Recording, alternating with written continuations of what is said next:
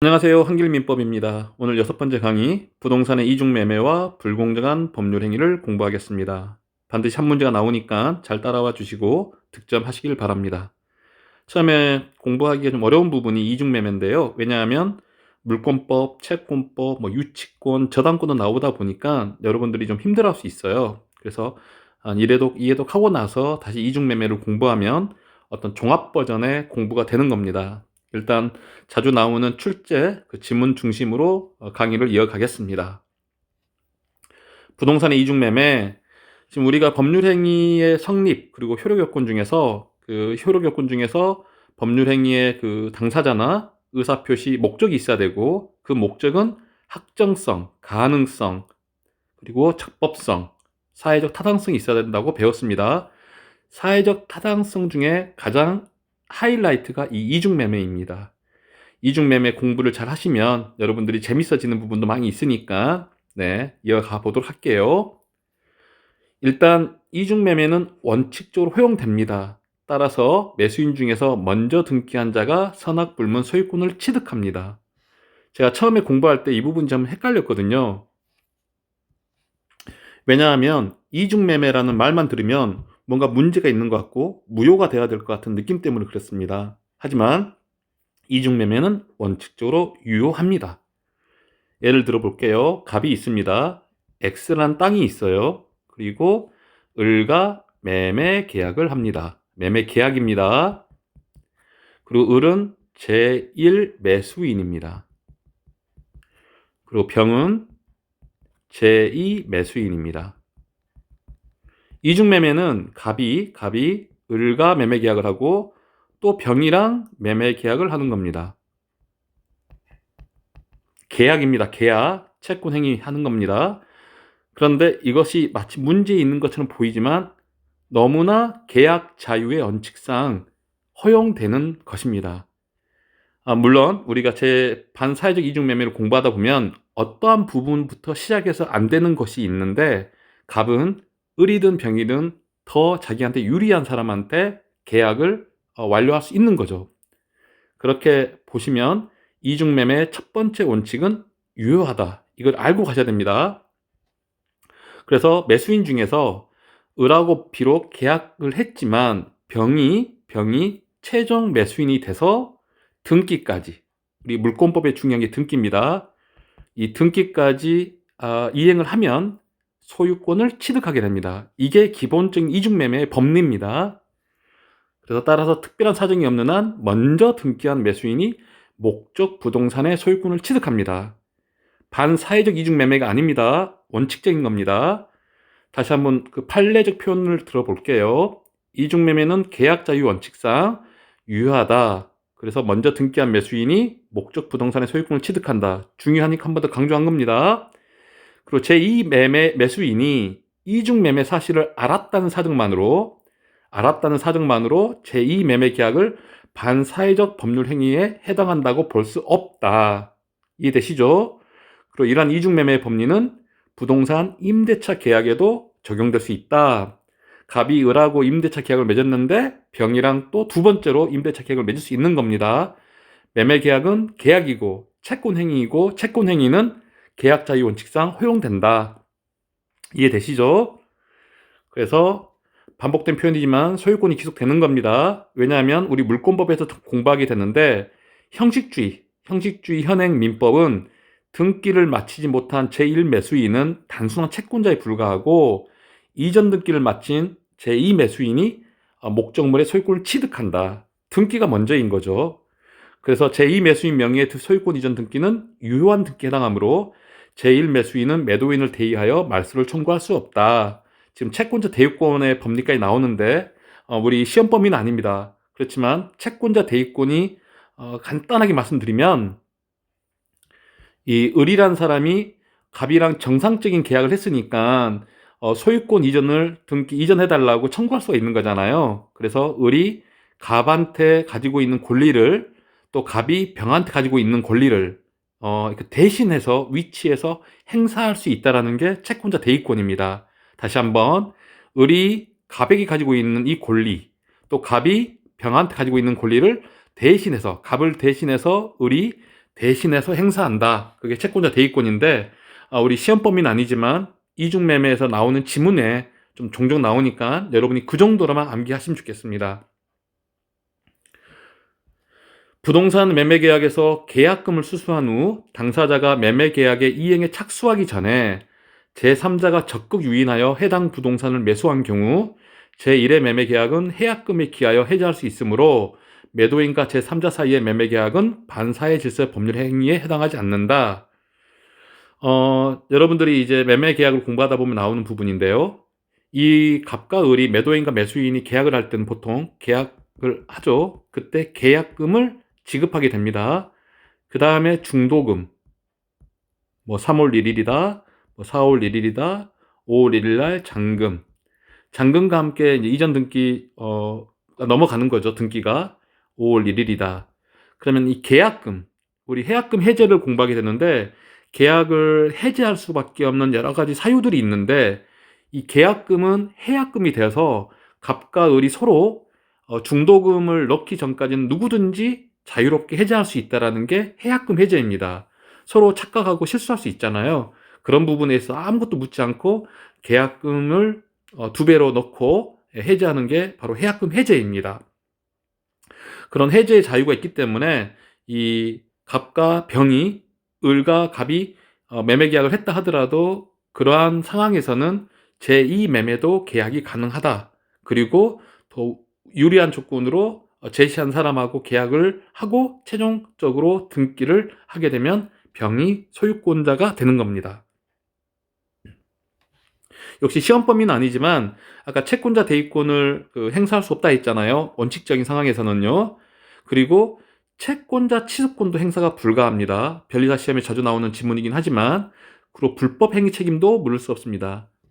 이 부분 좀 헷갈릴 수 있으니까 원래 계약금 해제 때문에 나오는 부분인데 계약금은 자유롭게 해지할 수 있다 하니까 채무불이행 물으면 안 되거든요. 그래서 혹시나 헷갈릴까봐 일단 나오는 부분인데 일단은 여러분 머릿속에는 채권자 취소권 행사 불가, 그리고 채권자 대위권,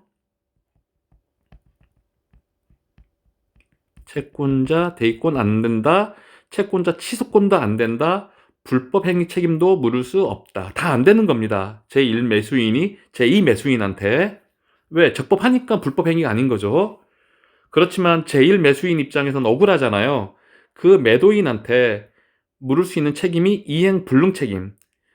채무 불이행 중에 이행 지체가 있고 이행 불능이 있는데 이행 불능은 말 그대로 불가능하게 된 거잖아요. 제2 매수인한테 소유권이 넘어갔기 때문에 더 이상 자기한테 올 수가 없는 겁니다. 그걸 불능, 후발적 불능 중에 이행 불능입니다. 제2 매수인이 소유권을 취득하면 매도인의 제1 매수인에 대한 부동산의 소유권 이전 의무는 이행 불능의 상태에 빠지게 되는 거죠. 그래서 제1 매수인은 채권자는 아까 말씀드렸던 이 갑이 있고 을이 있고 병이 있잖아요. 이 을이 채권자잖아요. 이 갑한테는 을은 돈을 줘야 되고 갑은 소유권 이전을 등기를 넘겨줘야 되는데 이게 이행 불능이 됐기 때문에 이 을은 갑에게 채무 불이행을 물을 수 있고 그에 따른 효과, 채무 불이행이 되면 손해배상을 청구할 수 있게 됩니다. 손해배상, 전보배상, 손해배상 같은 말입니다. 손해배상을 청구할 수 있습니다. 그리고 우리 이제 계약법에서 배우게 되지만 이렇게 이행 불능이 되면 더 이상 최고 없이도 매매 계약을 해지할 수 있으며 손해배상 청구나 대상 청구권을 행사할 수도 있다. 어려운 표현들 많이 나오죠. 근데 최고 정도만 알면 좋겠습니다. 우리 최고는 우리 법률 행위에서 배웠잖아요. 준법률 행위로서 배웠는데 의사의 통지라고 이 최고라는 건 하나의 독촉 행위다 생각하시면 편할 것 같아요. 이행 지체면 자꾸 재촉하거나 촉구, 뭐 내용 증명을 보내가지고 이렇게 재촉할 수 있는데 이행 불능은 뭐 최고 해봤자 의미가 없잖아요. 이미 소유권이 이전돼 버렸으니까. 그래서 최고 없이도, 즉 최고 없이도 바로 매매 계약을 이제 원상 상태로 해지할 수 있으며 그 대신 이 사람이 피해 본 것에 대해서 손해 본 것에 대해서 손해배상 청구를 물을 수 있다. 이렇게 이해하시면 좋겠습니다. 그리고 유치권도 우리 물권법에서 나오는 내용인데 가끔 지문에 나오고 우리 민법 총칙에서는 이렇게 물권, 채권을 다 알고 있다고 생각하고 문제 풀지 않겠습니까? 나중에 2회독, 3회독 할 때는 이 부분도 이해될 거예요. 한번 읽어보겠습니다. 제2 매수인이 제1 매수인을 대하여 이 매수인은 소유권을 취득한 겁니다. 그래서 이 제1 매수인이 토지의 어떤 인도를 받고 있었어요. 만약에 뭐 소유권 이전인 등기가 넘어가진 않았지만 매도인이 제1 매수인한테 먼저 토지를 인도하는 경우도 있거든요. 근데 소유권은 이제 넘어갔잖아. 제2 매수인한테. 그래서 제2 매수인 병이 제1 매수인한테 너 땅 비워달라 명도를 청구한 경우에 을은 갑에 대한 손해배상 청구권, 아까 말씀드린 이 제1 매수인이 매도인한테 손해배상 청구권이 있잖아요. 그래서 이것을 피담보 채권으로 하는 유치권의 성립을 주장하여 A의 토지의 명도를 거절할 수 있다라는 지문이 나왔는데 이건 틀린 지문입니다. 왜냐하면 유치권은 물권에 대한 나중에 비용 상환 청구권에서 많이 배우게 되는데 우리 특히 뭐 공사 도급업자나 수급업자들이 계약하다가 공사 대금을 받고 싶어서 유치권 행사하거든요.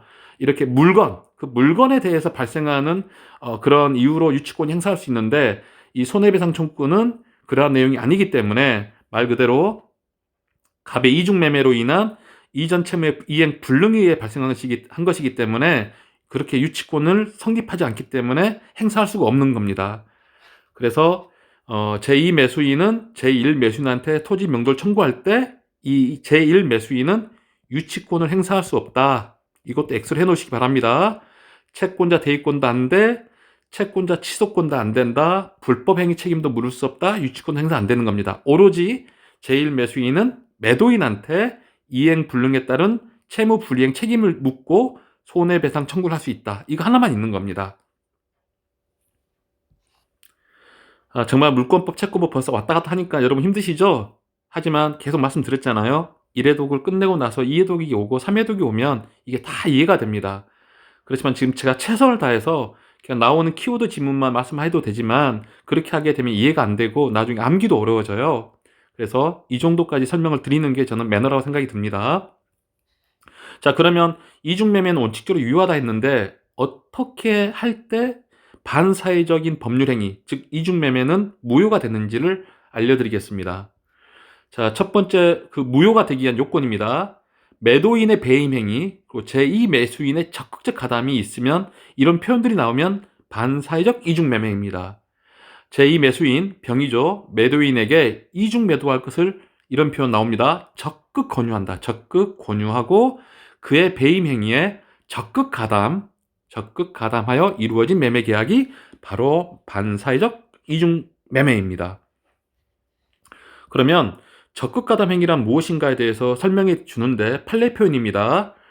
제1 매매의 구속에서 갑과 을이 매매계약을 한 겁니다. 근데 구속을 벗어날 수 없는 상태라는 게 뭐냐면 여기 나오는데 이행의 착수가 시작된 겁니다. 계약금까지 넣을 때는 계약금의 해제가 가능하다고 말씀드렸잖아요. 근데 중도금이 들어가기 시작하면 이행의 착수로 보고 이제는 계약의 구속에서 벗어날 수 없는 상태가 됩니다. 그 중도금을 받은 이후에 매수인이 다른 사람에게 매매 목적물이 매도된 것을 안다는 것만으로는 부족하고 그 매도 사실을 알고도 매도를 요청하거나 유도하여 매매 계약을 이르는 정도로 하는 겁니다. 충분히 이해되시죠? 중도금까지 들어간 사정도 알면서 제2 매수인이 나랑 계약하자 유도하고 권유하고 가담하는 거죠. 그럴 때 이중 매매는 반사회적 이중 매매가 되는 겁니다. 반복된 표현도 한번 더 해드릴게요. 판례는 부동산 이중 매매가 반사회질서적인 것으로 평가되기 위해서는 제1 매매 행위의 약정 또는 법정 해제 사유가 없어야 하고 제1 매매 행위가 계약이라면 중도금이 지급되는 등 계약금의 배액 상한으로 제1 매매 계약을 해제할 수 없는 상태에 이르러야 한다고 판시하고 있다. 노무사 시험에 나왔네요. 다시 이해되시죠? 중도금까지 넣게 되면 이행의 착수가 들어갔고 그때는 이러한 제2 매수인의 적극적인 가담 행위는 반사회적 법률 행위다라고 말씀드리는 겁니다. 법률 효과입니다. 반사회적 이중매매 효과, 절대적인 무효입니다. 여러분들이 이제 무효와 취소해서 많이 공부하게 되는데 절대적 무효가 있으니까 바로 맞은편엔 상대적 무효가 있죠. 절대적 무효와 상대적 무효의 가장 큰 차이점은 절대적은 누구나 주장할 수 있고 상대적 무효는 선의의 제3자에게는 대항할 수 없다, 주장할 수 없다, 대항할 수 없다 같은 말입니다. 그래서 반사회적 이중 매매는 절대적 무효이기 때문에 이러한 무효는 이를 주장할 이익이 있는 자는 누구든지, 이게 중심이죠. 누구든지 그 무효를 주장할 수 있다. 절대적 무효는 반지 저항에 나오는 절대 반지처럼 누구나 강력하게 배타적으로 그 무효를 주장할 수 있습니다.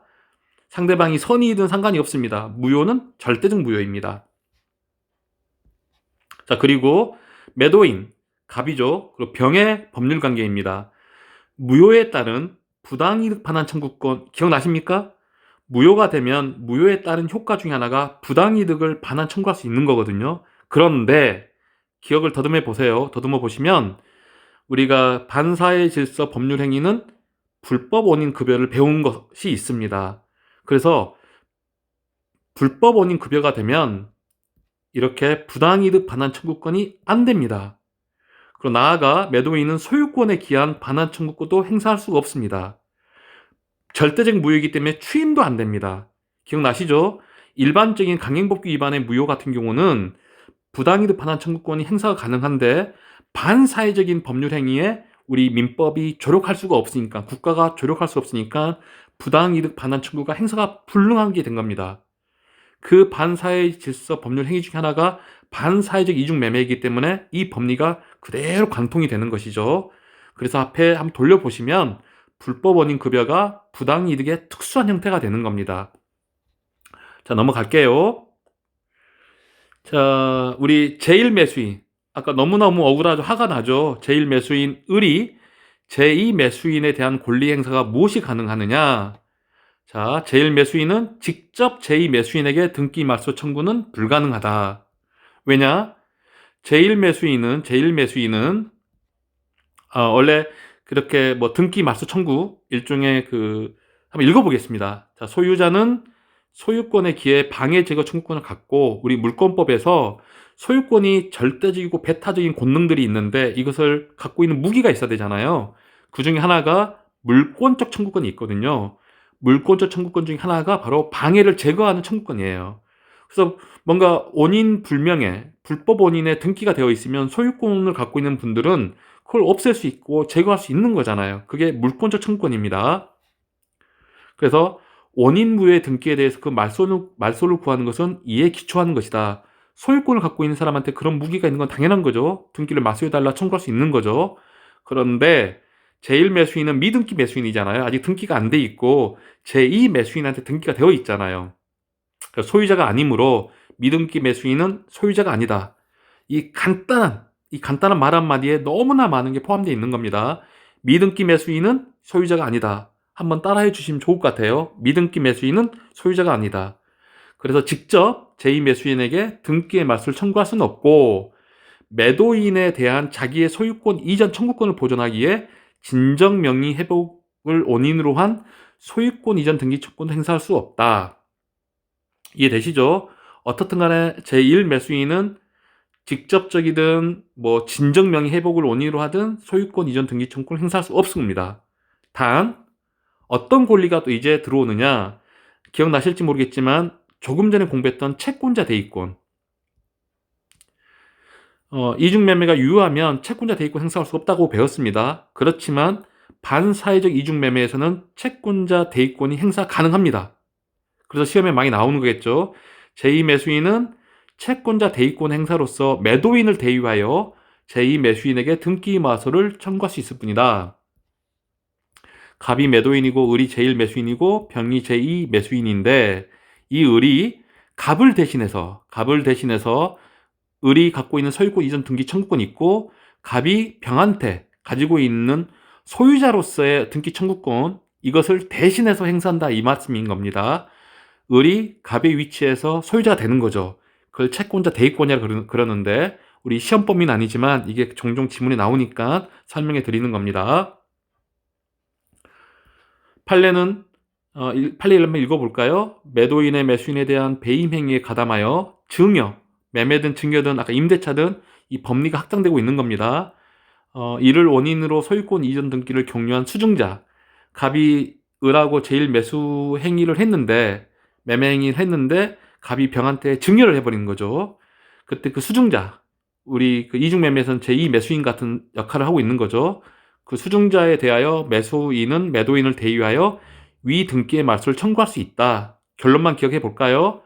을은 갑을 대신해서 병에게 채권자 대위권을 행사할 수 있다. 자, 그 정도만 이해하시면 될 것 같고, 또한 제1 매수인은 제2 매수인에 대한 불법 행위에 기해서 손해배상 청구권이 있다. 갑과 을 관계는 정상적인 관계였잖아요. 을은 채권자로서 갑한테 채권 행사할 수 있는데 그 병이란 사람이 그 채권을 침해해버린 거잖아요. 그렇기 때문에 제3자 채권 침해를 이유로 불법 행위에 기한 손해배상을 청구할 수 있다. 채권자 대위권 행사할 수 있고 자기가 갖고 있는 채권 행사를 병이란 사람이 침해를 했기 때문에 불법 행위에 기한 손해배상도 청구할 수 있다. 그렇지만 채권자 취소권은 불가합니다. 키워드 중심으로 기억해 주십시오. 채권자 대위권 행사 가능, 불법 행위에 기한 손해배상 청구 가능.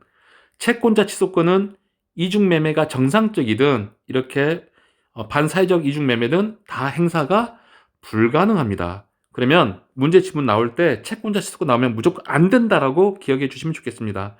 채권자 취소권도 우리 시험 범위가 아니지만 이렇게 종종 지문에 나옵니다.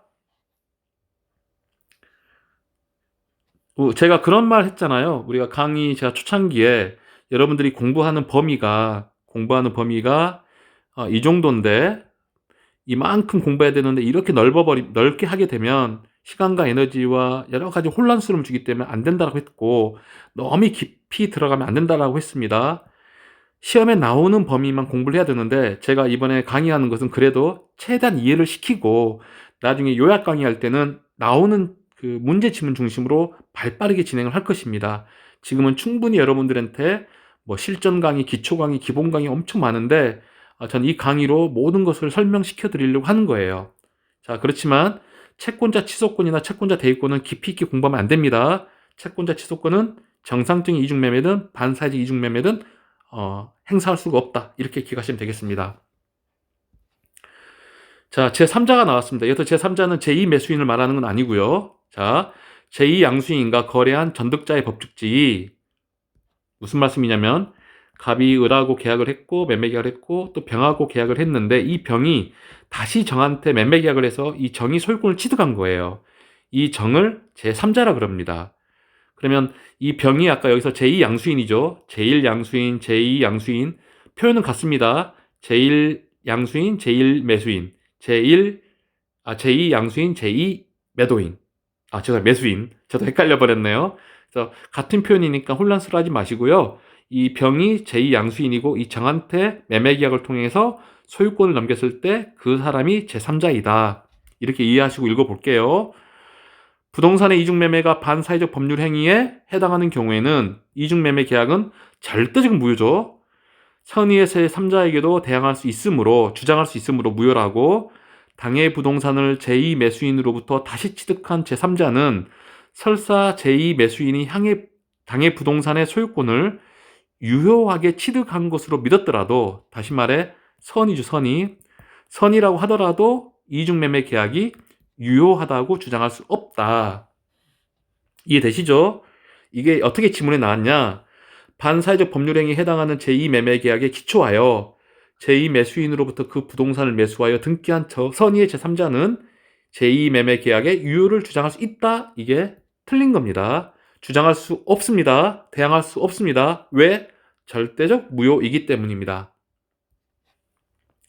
이러한 이중매매 법리는 우리가 나중에 명의신탁도 공부하게 되는데요. 뭐 임대차 계약도 공부하게 되는데 아까 살짝 배웠던 증여라든지 임대차 계약이라든지 이렇게 명의신탁, 그 취득시효, 우리 취득시효 소유권에서 공부하게 되는데요. 정말 중요하거든요. 시간의 효과로 얻는 이득이죠. 20년 동안 예를 들면 내 땅을 점유하고 있으면 그에 대한 효과를 주는 것이 취득시효인데 취득시효를 완성하게 되면 소유권 이전 등기 청구권이 생기거든요. 그때도 이런 비슷한 법리가 있다. 이렇게 이해하시면 되겠습니다. 너무 깊이 들어가지 마시고 이 정도만 공부해도 됩니다. 취득시효 완성 사실을 알고 부동산 소유자가 제3자, 제2 매수인이죠. 그 사람한테 매매하고 제3자가 이와 같은 적극적인 가담한 경우에도 해당된다. 뭐 상속의 경우에 해당된다. 그리고 더 중요한 거 경매의 경우에도 마찬가지다. 경매도 사실상 매매랑 똑같거든요. 다만 국가가 조력해주고 있고 법원이 도와주고 있는 것뿐입니다. 경매의 경우에도 마찬가지이다. 이 정도로 키워드는 알고 가시면 좋겠습니다. 문제 풀어보겠습니다. 저는 문제를 풀 때는 계속 말씀드렸지만 답을 알고 그 해설까지 보면서 공부를 했습니다. 이해도 할 때는. 근데 이해도 할 때는 안 보고 해도 되죠. 그때는 이해도가 충분하니까요. 한 문제 풀어보겠습니다. 같이. 갑이 자신의 부동산을 을에게 매도하였는데 그 사실을 잘 아는 병이 갑의 배임행위의 적극가담. 이미 뭐 정답이 나와 있네요. 그래서 일단은 반사회적 이중매매구나. 이걸 딱 원칙으로 알고 가야 됩니다. 그리고 그 부동산을 매수하여 소유권 이전 등기를 받은 경우네요. 설명 틀린 것은 여러분 문제 풀 때 꼭 이렇게 메모를 해 놓으세요. 틀린 것, 옳은 것 이런 것들을 체크하지 않으면 가끔 착각으로 놓쳐버리는 경우가 있거든요. 그런 실수가 없으면 좋겠습니다. 하나씩 지문을 볼게요.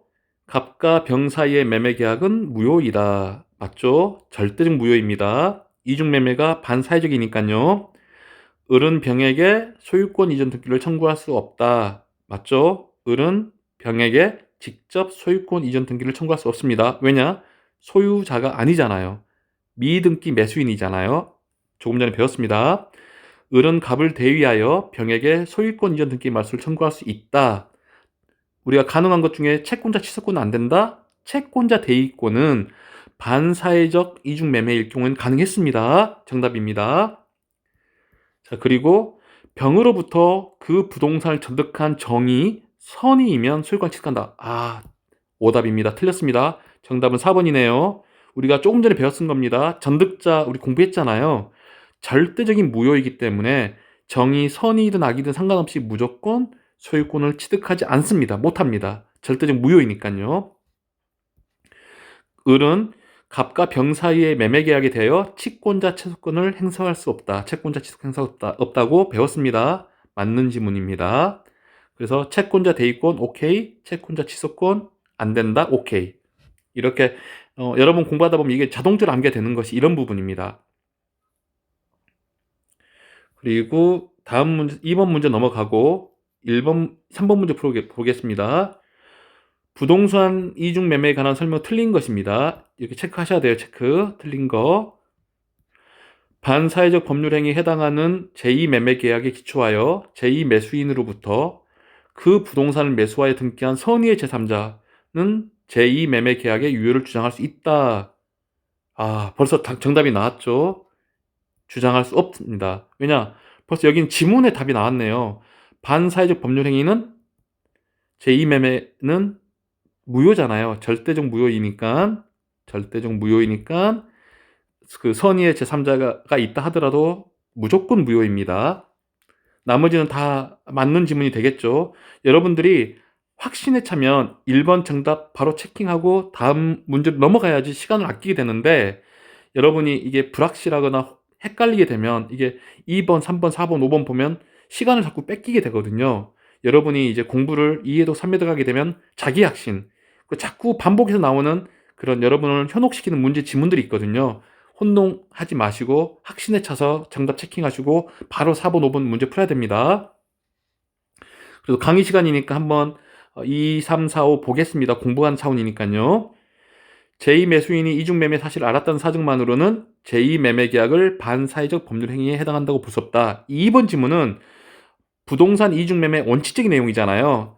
문제 전체가 반사회적 법률 행위에 그 부동산 이중매매를 말한 게 아닙니다. 가장 원칙적인 내용을 말씀하는 거예요. 제2매수인이 알았다는 사정만으로는 반사회적 법률 행위에 해당한다고 볼 수 없다. 그리고 3번 특별한 사정이 없는 한 먼저 등기한 매수인이 목적 부동산의 소유권을 취득한다. 2번, 3번은 같은 맥락이죠. 정상적인 이중매매는 먼저 등기한 매수인이 부동산의 소유권을 취득합니다. 또 친절하게 4번 지문에 또 반사회적 법률행위에 해당한다고 말해주네요. 제1매수인은 제2매수인에 대하여 직접 소유권 이전 등기 청구를 말소를 청구할 수 없다. 아시죠? 제1매수인은 미등기 매수인이고 소유자가 아니기 때문에 직접 청구할 수가 없는 겁니다. 부동산 이중매매 법리는 이중으로 부동산 임대차 계약이 체결되는 경우에도 적용될 수 있다. 맞는 말입니다. 경매라든지 증여라든지 뭐랄까요, 우리 명의신탁이라든지 이 이중매매의 법리는 다양하게 확장돼서 적용되고 있습니다. 하나만 더 보겠습니다. 대리인이 매도인의 배임 행위에 적극 가담하여 이루어진 부동산의 이중매매는 본인인 매수인이 그러한 사정을 몰랐다면, 즉 선의였다면 반사회적인 법률 행위가 되지 않는다. 이게 틀린 지문이거든요. 헷갈릴 수 있게 하게 만든 건데 이게 틀린 지문입니다. 본인과 전혀 상관이 없습니다. 우리가 대리행위 공부하다 보면 대리행위는 대리인의 법률 행위를 대리인을 기준으로 하는 겁니다. 본인이 알았다 몰랐다는 아무런 영향을 끼치지 않습니다. 일단 그 정도만 알고 가시죠. 우리가 대리 공부하다 보면 이 삼면관계를 공부하게 되다 보면 정말 중요한 것들이 많이 나오는데, 일단 이중매매에서는 대리인이, 다시 말해서 갑이 있고 을이 있어요. 이 을이 병이랑 이중매매를 했을 때 이 을의 대리 행위에 본인이 갑이잖아요. 이 본인인데 본인이 선의이냐 악의이냐 이건 상관이 없다는 겁니다. 이 을과 병, 이 두 사람 간이 대리 행위를 한 거잖아요. 법률 행위를. 그래서 대리인을 기준으로 하는 겁니다. 자, 이 정도로 부동산 이중매매를 마무리하고 다음 불공정한 법률 행위를 공부하겠습니다. 불공정한 법률 행위 104조입니다. 불공정한 법률 행위도 지금 우리가 이 좌표, 이 지도를 잘 봐야 되는데요. 법률 행위의 성립이 되고 나서 목적을 따지다가 우리가 그 법률 행위 목적 중에 확정성, 가능성, 적법성, 사회적 타당성이 있는데 그 사회적 타당성 중에 대표적인 선수들을 공부하고 있는 겁니다. 그래서 이 불공정한 법률 행위도 이 104조도 103조의 하나라고 보시면 됩니다. 이 불공정한 법률 행위는 반사회적 법률 행위구나. 약간 특수한 경우가 있는 거예요, 법리가. 104점 읽어보겠습니다. 당사자의 궁박, 경솔 또는 무경험으로 인하여 현저하게 공정을 이룬 법률 행위는 무효로 한다. 당연히 절대적 무효입니다. 의, 상대방의 궁박, 경솔, 무경험을 이용해서 악용한 거죠. 자기의 급부에 비하여 현저하게 균형을 이룬 반대급부. 서로 등가성이 있어야 되는데 이 갑이, 이 매도인이 좀 처지가 궁박하니까 또 경솔한 이런 내용 때문에 무경험을 이용해서 상대방이 정말 이 불공정한 법률 행위란 거죠. 정말 현저하게 폭리를 취하는 이런 케이스입니다. 민법 104조를 민법 103조 반사회 질서 법률 행위의 예시로 본다. 이렇게만 간단히 체킹할게요. 객관적 요건. 자, 우리 공부하다 보면 계속 요건과 효과, 요건과 효과 나오잖아요. 이 불공정한 법률 행위에서도 객관적인 요건 그리고 주관적 요건이 필요합니다. 빠르게 넘어갈게요. 이건 그냥 한 번만 이해하고 넘어가면 암기도 빨라집니다. 자주 나오는 문제 지문이 있거든요. 객관적 요건, 주관적 요건 이 두 가지가 합체돼서 이 불공정 법률 행위를 성립하게 되는데요. 하나씩 따져보겠습니다. 급부와 반대급부의 현저한 불균 존재. 이거 상식적인 지문 내용이죠. 불공정한 법률 행위가 되려면 급부, 갑이 을한테 준 급부와 을이 갑한테 준 급부 간에 불균형이 존재한다. 그리고 그걸 판단한 시점은 법률 행위가 이루어진 시점이다. 이때 이루어진 시점을 기준으로 약속된 급부와 반대급부, 서로 쌍방이 주고 간 급부 차이에 객관적인 가치, 이것도 뭐 너무 당연한 말인데 가끔 주관적 가치 이런 말 쓸 때가 있거든요. 그런 말이 현혹되지 마시고 객관적 가치를 비교 평가하여 판단하여야 할 문제입니다. 그래서 첫 번째 요건이 나왔습니다. 서로 상방 간에 갖고 있는 급부와 반대급부 간의 현저한 불균형이 존재해야 된다. 그리고 판단식을 이미 공부했지만 한 번 더 읽어보겠습니다. 급부와 반대급부 사이에 현저한 불균형이 존재하는지는 특별한 사정이 없는 한 이행기가 아닌, 이렇게 문제 나오는 거죠. 아까 객관적이냐 주관적이냐 이런 것처럼 이행기를 기준으로 판단하자 그러면 오답이 되는 겁니다. 법률행위 당시를 기준으로 판단하면 됩니다. 법률행위 당시, 그 매매계약이 성립했던 법률행위 성립 당시 그때를 기준으로 판단해야 됩니다. 이런 조그만 그 문구 하나를 삐뚤어 가지고 여러분을 틀리게 안내하는 겁니다. 법률행위 당시입니다. 그리고 주관적 요건, 피해자의 궁박, 경솔, 무경험 중 어느 하나, 어느 하나입니다. 어느 하나. 세 개가 아닙니다. 세 개가 아니라 궁박, 경솔, 무경험 어느 하나만 있으면 됩니다. 그래서 세 가지를 동시에 충족시킬 필요는 없다. 궁박이란 급박한 공공을 의미하는 것으로서 경제적 원인에 기인할 수도 있고 정신적, 심리적 원인에 기인하는 것도 모두 포함한다. 여러분들이 사업하거나 또 내지는 여러 가지 경제 행위를 하다가 뭐 코로나를 만나고 굉장히 어려운 시절이 있잖아요. 그런 것들이 꼭 경제적인 어떤 원인도 있지만 정신적인 압박, 심리적인 어떤 그런 어떤 매몰 좀 되다 보면 힘들어지잖아요. 그런 궁박한 처지도 포함한다. 이해하시겠죠? 자, 무경험이란 일반적인 생활 체험의 부족을 의미하는 것으로서 어느 특정 분야에 있어서의 경험 부족이 아니라 거래 일반에 대한 경험 부족을 뜻한다. 충분히 이해되실 거라 보고 넘어갑니다. 인적 판단 기준. 이 부분이 또 시험에 많이 나옵니다. 대리행위에서 나오는 부분인데 쭉 한번 읽어보겠습니다. 대리인에 의하여 법률 행위를 한 경우 대리행위죠.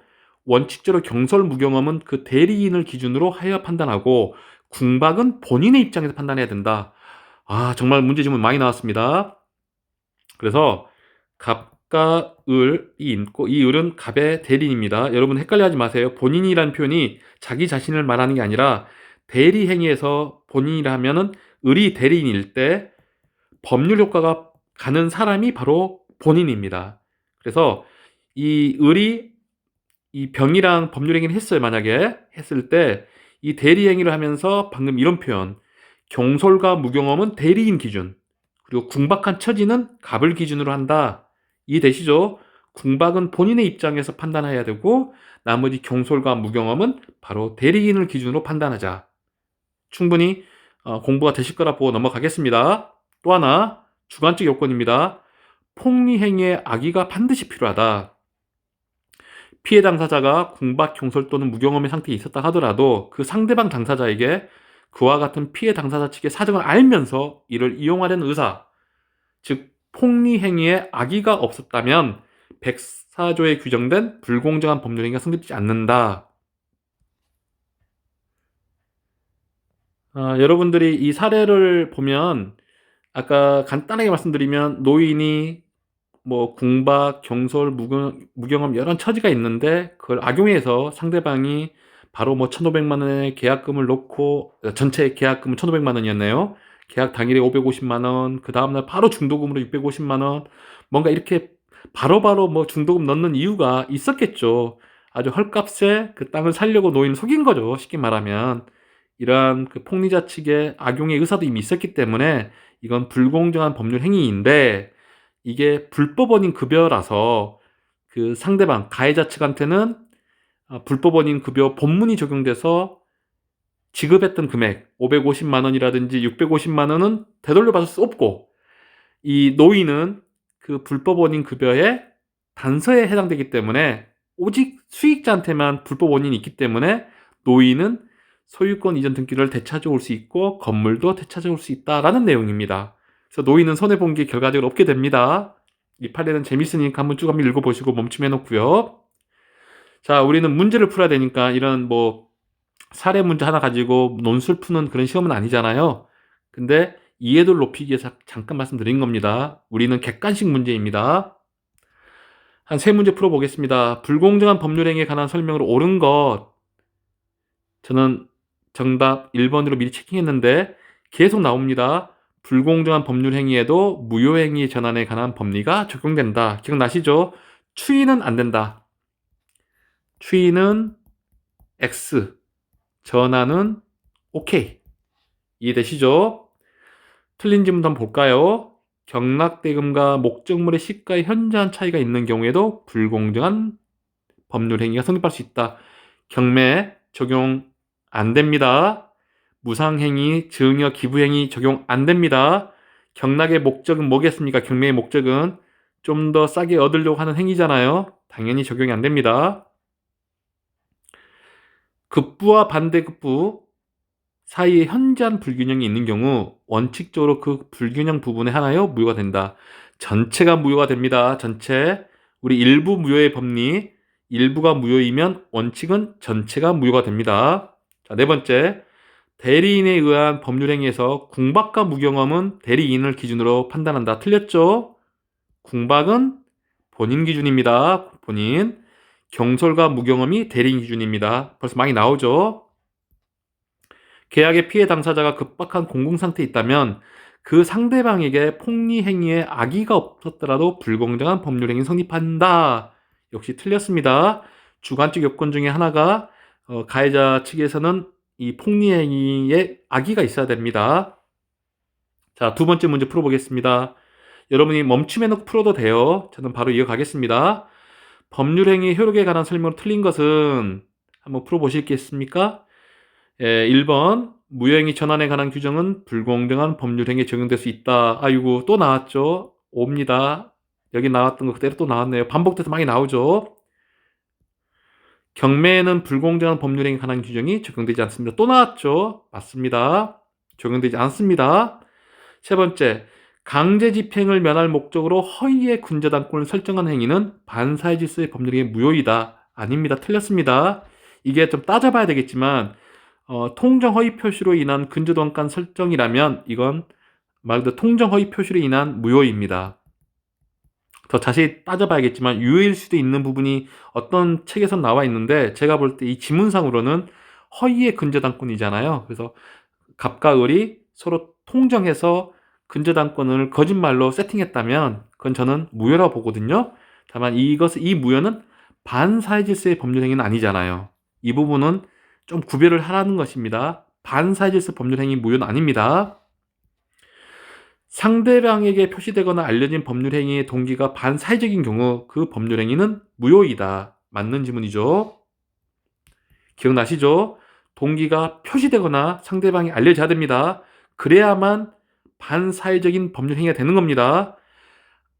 동기는 알 수가 없잖아요. 알 수 없는 상태에서는 그 법률행위만으로는 유효가 될 수 있고 무효가 될 수 있지만 그 동기 자체가 반사회적일 경우에는 그게 알려지거나 표시가 돼야 됩니다. 이건 여러 번 나오니까 꼭 여러분이 체킹해 주세요. 또 나옵니다. 우리 저번에 공부했죠.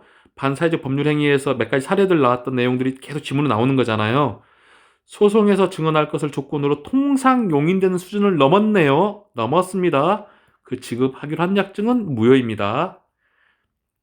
자, 세 번째 문제 풀어보고 마무리하겠습니다. 불공정한 법률행위에 관한 설명으로 틀린 것 또 체킹하셔야죠. 궁박은 심리적 원인도 가능합니다. 맞죠? 경제적인 원인, 심리적인 원인, 정서적 원인 모두 해당됩니다. 불공정한 법률행위에 관한 규정은 부담 없는 증여의 경우에도 적용된다. 안 됩니다. 증여, 경매 적용 안 됩니다. 무상행위 적용 안 됩니다. 불공정한 법률행위에도 무효행위 전환의 법리가 적용될 수 있다. 벌써 3번 연속 나왔네요. 무효행위 전환의 법리는 적용이 됩니다. 아시겠죠? 정답입니다. 추인은 안 되지만 전환은 가능하다. 50% 고율을 30%, 20%죠. 20% 미만으로 적용시켰을 때는 새로운 법률 행위로 보고 전환이 가능하다. 여러 번 말했으니까 이제 여러분 벌써 지칠 정도로 이해하셨을 거라 봅니다. 대리인에 의한 법률 행위에서 무경험은 대리인을 기준으로 판단한다. 맞죠? 바로 여러분들 기억하셔야 됩니다.